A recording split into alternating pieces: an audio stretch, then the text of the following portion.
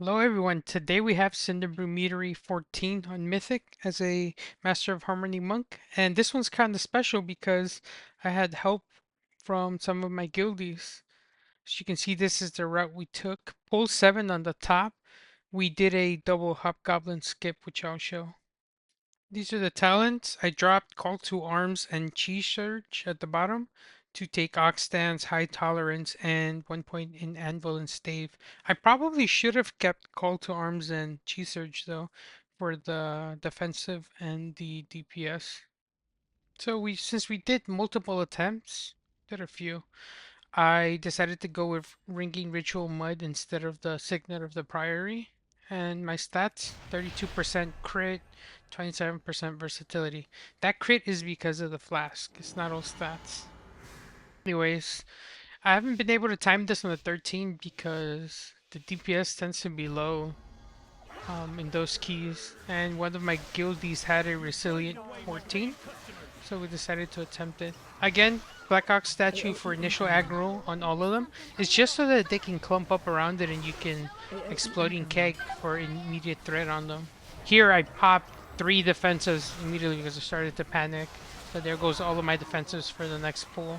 Fortifying Brew, Ringing Ritual Mud, and my Dampen Harm. It's kind of dumb of me, but kind of thought that I was gonna die immediately there. But everything turned out pretty good. The healer's a guildie of mine, he's really good. The DH and the hunter as well, a friend of theirs. The only person we pugged here was the warlock, and as you know, warlocks are a bit busted in mythics right now. They're getting a buff tomorrow, tomorrow being April 15th. Or well, if I upload it on April 15th, it will be today, I guess. Anyways, you gotta make sure that you kill the muscle first. We pulled 2 muscles in that first pack, that's why it was deadly. But here you gotta make sure it dies before you pull Chewie because it makes all of the ads around them do 15% more damage. So you kinda don't want to get a muscle within that little AoE thing, that AoE buff. It'll destroy you. So a quick little trick here is if you can position yourself just between the table and the benches, when he does tenderize, he won't send you flying. You'll just get stuck on the lip of the table. During these runs, I guess I was a bit nervous or something, but I kept failing at it. It was a bit embarrassing, to be honest with you. I still kept getting knocked over. But when it was with pugs or anybody else, I would nail it 100% all the time. But that's normally what happens. So you want to stand just a little bit before the outer edge of the square stool. And when you get hit, it'll just, your feet will get caught on the table and you won't get set flying. Which is pretty nice because it gives you more uptime on Chewie. See there? Pretty good. Here I thought about Touch of Deathing Chewie, but I decided to save it because Touch of Death is actually, I'm using it as a defensive here. And you'll see why. Again, Black Ox statue pulls and this is super important. There I used my Chi Surge just to refresh my Keg Smash for more AoE threat. Brewmaster threat is just like not it. It's really not it. Chi Burst for damage and healing. As you can see, my damage is okay. I'm pretty sure I could have done more. 6 mil is roughly, it's nothing really, to be honest with you. I'm pretty sure I've seen other Brewmasters do way more than that. But as I start to transition blackout combos into more defensive uses, my damage starts to fall a little as well. But if you were paying attention to when I use Touch of Death, I used it to clear stagger. So I remember that Touch of Death will clear the stagger equal to the damage that the mob took. So if a mob has 13 million health, which I'm roughly at 13 million HP, so if I Touch of Death it, it'll clear 13 million points of stagger, which is essentially 100%.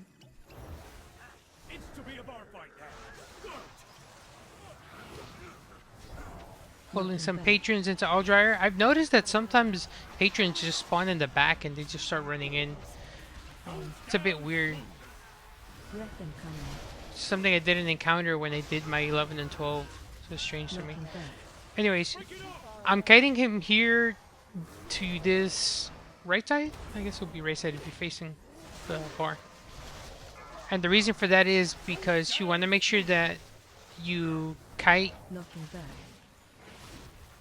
the rowdy patrons when they spawn. You want to kite them around this area so that it gives your DPS space to move. You also don't want to tank them against the wall just because your DPS won't have any room to avoid the frontal.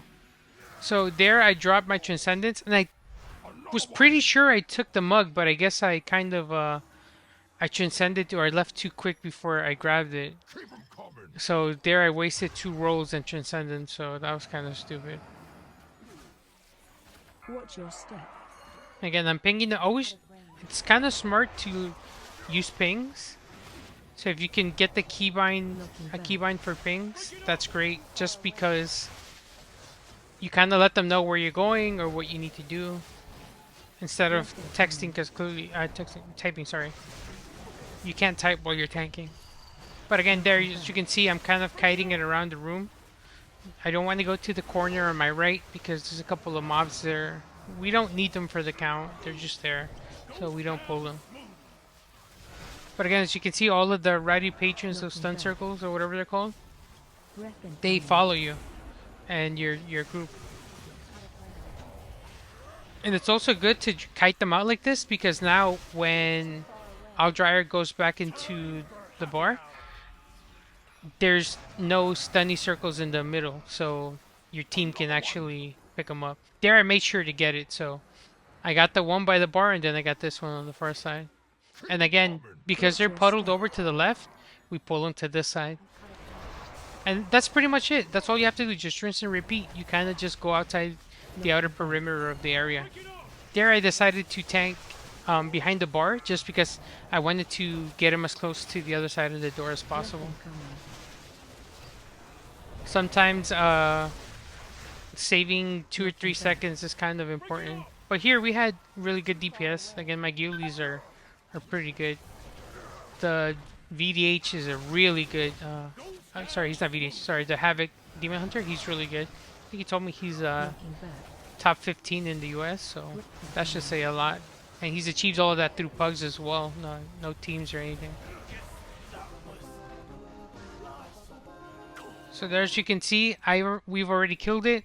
While on my 12, we're still fighting it. I think we kill it now, around 304, 306. But we're still DPSing the boss, so we're ahead by a couple of seconds, 6 seconds. It feels like nothing, but trust me, like it's something.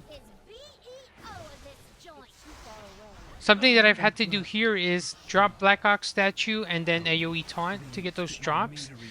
Just because the way their aggro works is you can hit them with something, but they don't aggro, or their aggro table doesn't activate until they start to move. So you can be pumping abilities into them, but you're not generating any threat for the simple fact that it's just how they work, you know. So instead what I have to do is just drop a Blackhawk statue and AoE taunt them because the taunt automatically works. Here we're pulling these corner packs into the Hobgoblin because we're going to attempt a skip. So I probably failed this skip 2 out of like the 15 total times I've done it in all of the mythics that I've done in this place. And those 2 were in the, well, one time with my guildies and one time with another 13 that I tried to do. But you'll see, I'll explain how to set it up. I'll probably also make a short just so that you can refer to that if you need to.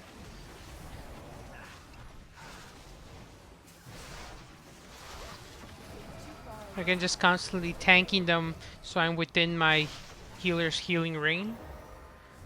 Or acid rain, I'm not sure what it's called. And now we clear this guy up. You don't want to use your Ring of Peace here, by the way. Do not use Ring of Peace in any of these packs, or else you run the risk of it not being up for this. So what you do is, this scientist that patrols with the Hobgoblins, they follow where he moves. So once he gets to about there, you want to place your Ring of Peace to knock them as close to the wall as you can.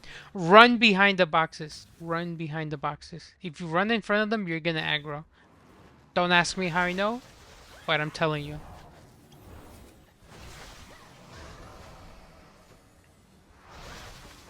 You're pulling these 2 packs. I probably should have pulled the ones that are next to the barrels against the wall instead of those middle ones first, because it's a lot of testers. So we're taking a lot of AoE damage, and then the Hobgoblin pulls, and then all of these other testers pull.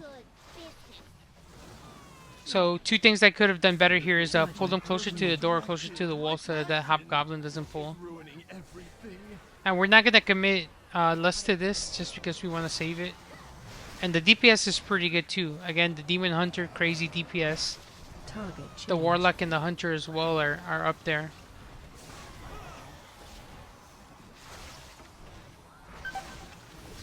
Again, using Touch of Death to clear all of my stagger. But immediately as soon as I clear it, like, it's back to 13 mil. So it's like, it's a bit annoying.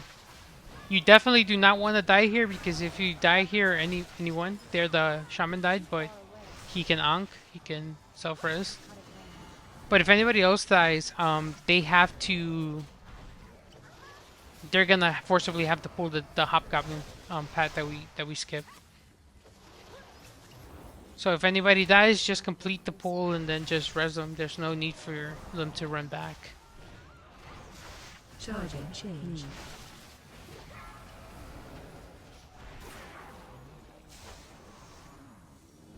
So again, Blackhawk statue, mass AoE taunt, get all of those drops to aggro onto me. Here I'm just prepping to pull the next packs.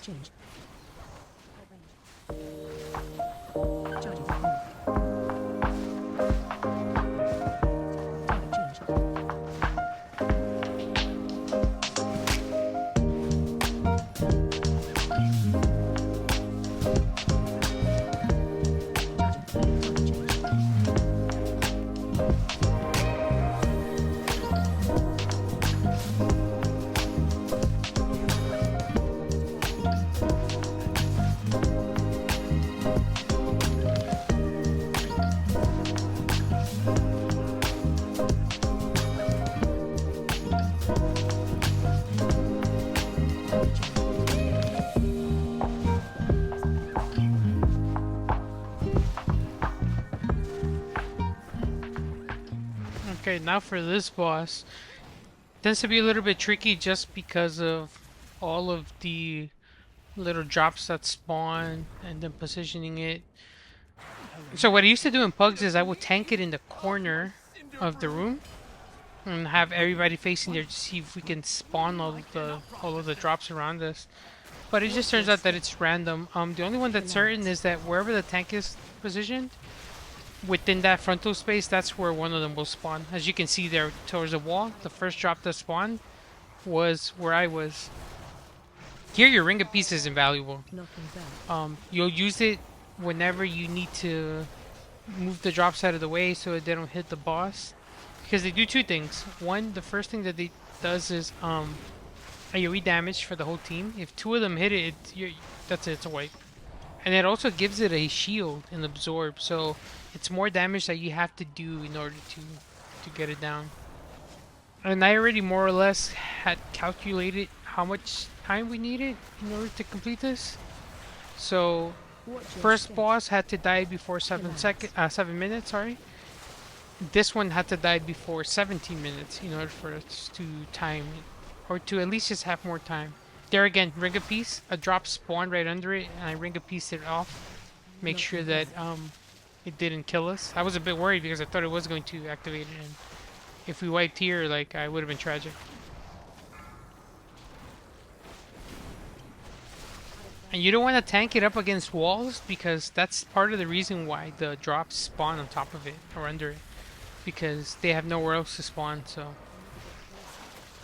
don't tank it against walls. Here I decided to pull it back to its original place just because the drops over there are going to reform in a couple of seconds. So you have to make sure that they don't reform on top of you or on top of the boss. My ring of peace is coming up in 3 seconds, and I'm going to use it to move the boss, as you'll see right now.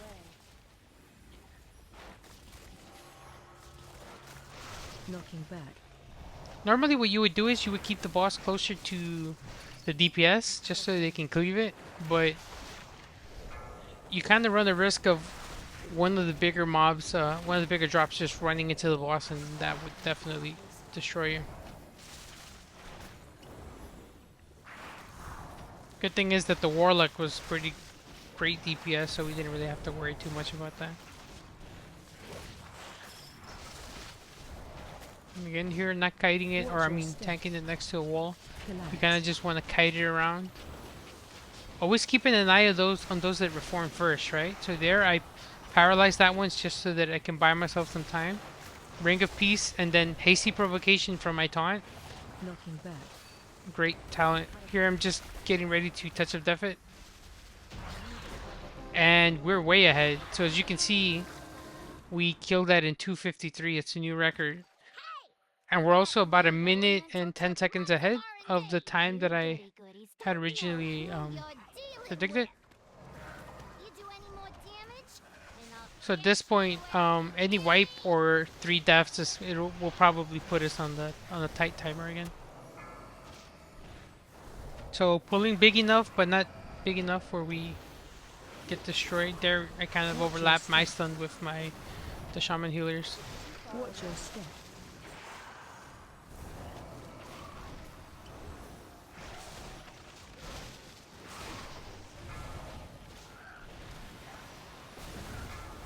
Chi burst in for heals and for damage again. Watch your step. Watch your step. I kind of wonder how easy these dungeons will be after Tuesday's buffs to Brewmaster. It's not a lot. Honestly, one of the changes was 10% more armor from one of our passives. But honestly, as a Brewmaster right now, I have 47,000 armor. That reduces physical damage by 23%. 10% more armor would mean roughly around 5 or 6k more, probably. And that's nothing. That's probably like 1%, less than 1% probably. It really does nothing for us. Especially because I don't think we have any talents that kind of scale our armor. For example, like a VDH or something. So it's kind of pointless. It's a bit dumb. Watch your step. Not to mention the fact that Elusive Brawler kind of allows us to dodge a lot of those attacks, so we're probably not going to be getting hit too much with melee, quote unquote, theoretically. We're still going to get hit, and the times that we do get hit, it's probably for a lot, but still. That's why that buff was a little bit silly.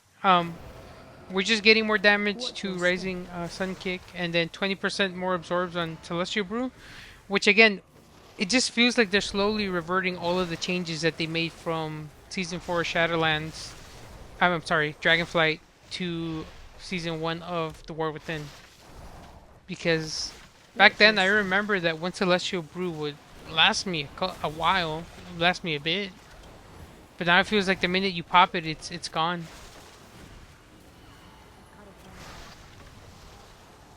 So we'll see how that goes.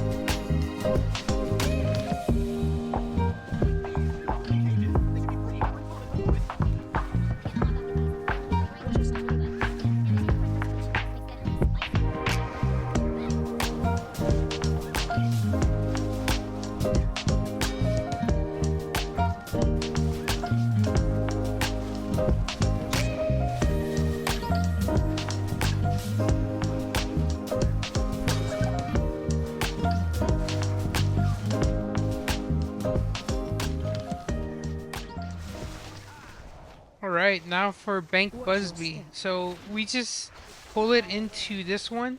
We're still a bit ahead of time. We just have to kill this one before 24 minutes, pretty much, and we should be good. Well, 24, 25 minutes, and we should be good.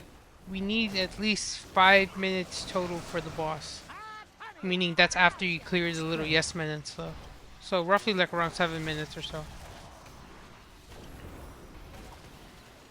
As for this fight, all I'm doing is again dropping Blackhawk statue where I see that the Cinder bees are going to spawn whenever he does snack time, and I'm dropping the hot marinade to the edges of the room. Here I'm pulling these little bees into the boss again, just so we can get more damage in while we're doing the boss fight. There I put my Blackhawk statue right close to it. AoE taunt to get aggro on those. Jumping back in and then paying attention to the one that kind of got away from me. This, I hate that. So if you're too close to the bees when they die, you'll right click the boss and run a chance of a risk of getting into the bees. So I guess just kind of move the boss around so it's not on top of it. Pushback incoming. And Blackhawk statue in between both, making sure that I have thread on all of them. There's 4 bees now. I'm running to the edge to drop the honey marinade, and that's pretty much it. That's all you kind of have to pay attention to. You pick one of the DPS to kind of quote unquote drive the bees into the barrels, because the more barrels there are, the more bees will spawn during every phase. There, the warlock died. I think he got hit by the swirlies, but it's fine. We have a res. Our hunter is able to res him with jumper cables, I imagine. But that's the whole fight.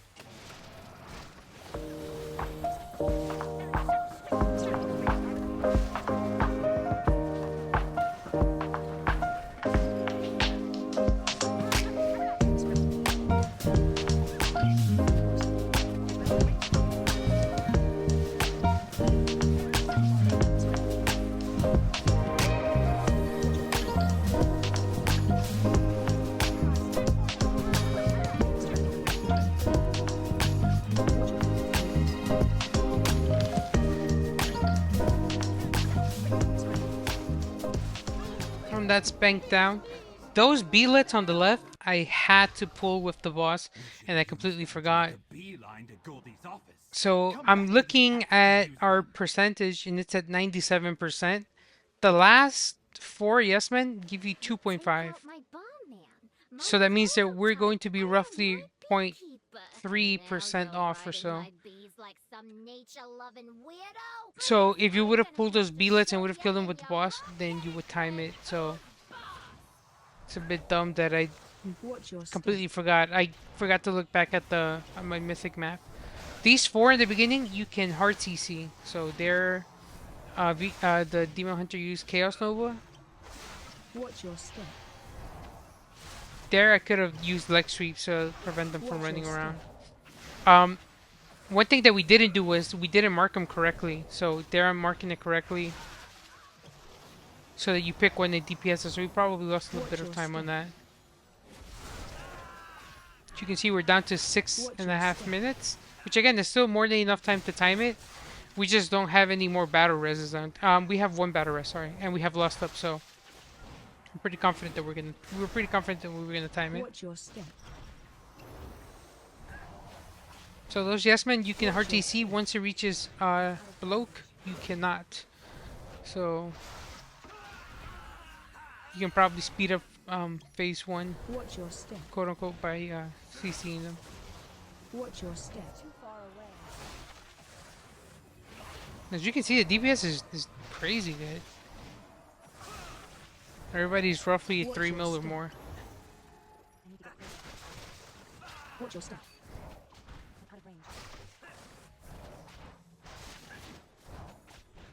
Watch your step.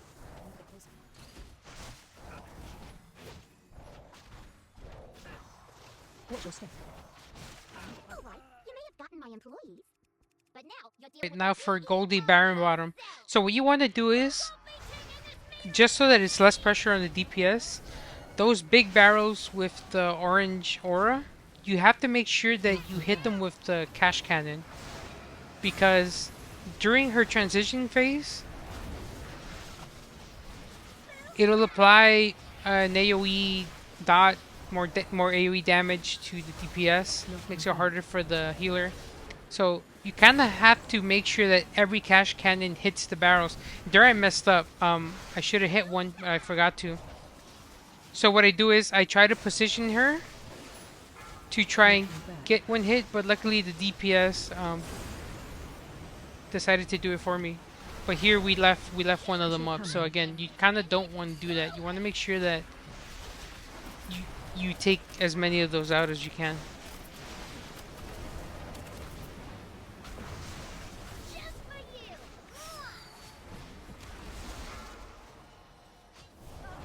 you. And then it's just rinse and repeat. And again, so just pay attention to where those barrels are. Here I was hoping to get 2 for 1. As you can see, the cash cannon is in front, but it didn't hit. So I repositioned her, and I'm trying to hit these two, the one behind her table and the one that's closest to me again. And that's the whole fight. If you can survive this part and hit those barrels, you're good to go.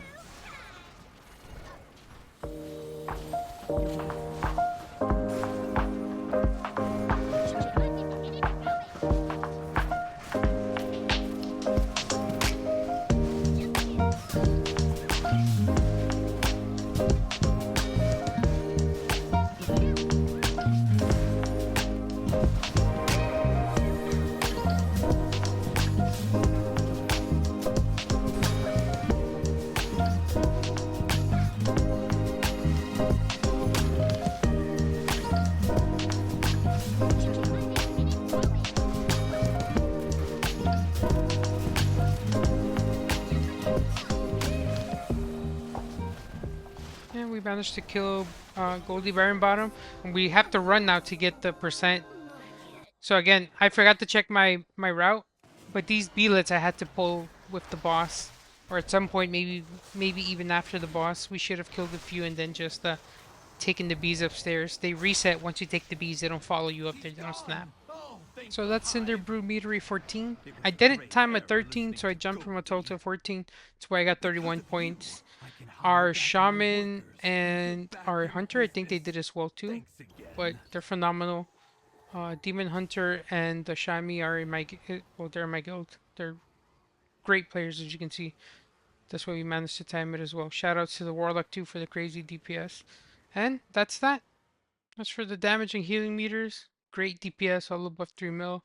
My DPS is still subpar, but it's getting there.